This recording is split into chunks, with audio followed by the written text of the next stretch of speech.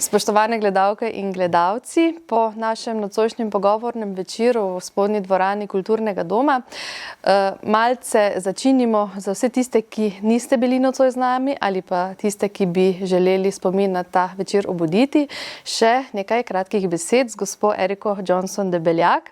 Omenila sem prej že, da ste pisateljica, da ste esejistka, kolumnistka. Nocoj smo se srečali zaradi vaše knjige s takšnim zelo pomenljivim naslovom Devica, kraljica, vdova, prasica. Ta knjiga je bila ob zaključku 37. slovenskega knjižnega sejma v Ljubljani lani decembra izbrana za naj knjigo leta in iskrene čestitke za nagrado, ki je še precej sveža, ne? Ja, najlepša hvala, sem bila zelo, zelo vesela. To je nagrada, ki je izbrana tudi od komisije, ki morajo izbrati knjigo, pa od bralci in bralke. In zato je najboljša nagrada v Sloveniji. In jaz sem vesela, ker jaz sem kot tuja pisoča pisateljica nisem imela priložnost. To je bil neki dolga pot, da sem prišla do tega, ali pa da Slovenija je prišla do tega, da lahko biti kao uradni del slovenske literature. V knjigi poleg svoje boleče zgodbe vpletate tudi zgodovinski pogled recimo različnih vdov. Kako ste prišli na to idejo? To je bil... Nisem hotela pisati samo o svojem izkušnju, me je zelo zanimalo širši izkušenj žensk. Ženske so zelo pomembne v tisti formula. In ko sem začela, jaz sem bila presenečena, ko sem se počutila kot vdova, da sem nekako v nižjem položaju v družbi. In sem bila radovedna zakaj. In sem začela brati o vdovah in sem našla veliko fascinantne žensk.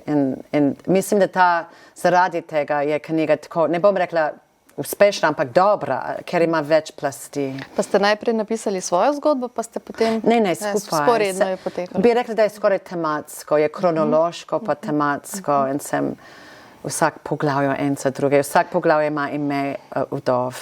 Razen ta zadnji. Nekoč ste dejali, da je žalovanje zelo sebično stanje, zelo notranje. Morda je le četrtina posvečena osebi, ki si jo izgubil, ostalo pa predvsem občutenju, kaj si sam ob tem izgubil.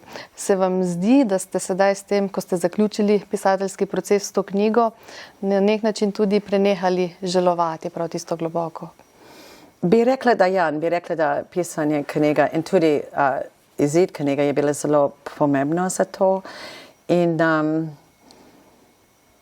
zame seveda le še vedno prisoten, ampak tisti prvi let, tisti prvi travma, iščeš, kako boš preživela konca. Zato je tudi sebično, ker ta bolečina je tako močna, da v glavnem ne samo, ampak veliko se počutiš svojo bolečino in je težko razmišljati o drugih stvari. Bolečino verjetno tudi lažje premagaš, ko jo enkrat osvobodiš.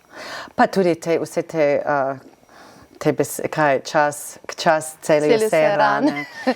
Na en stran nočemo verjeti to, ampak na drugi strani je resnica. Pa to je tudi boleča. Da vsak dan, ko korakiš naprej v življenje, tisti priljubljen človek je nekako še bolj daleč.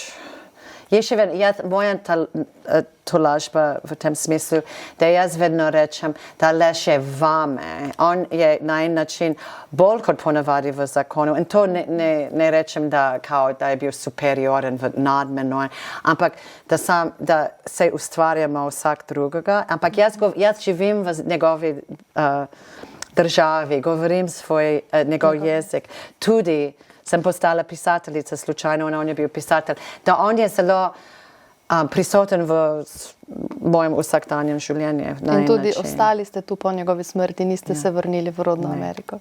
Gospa Erika, najlepša hvala za nocoj in veliko uspehov v bodoče. Hvala vam. Lahko noč.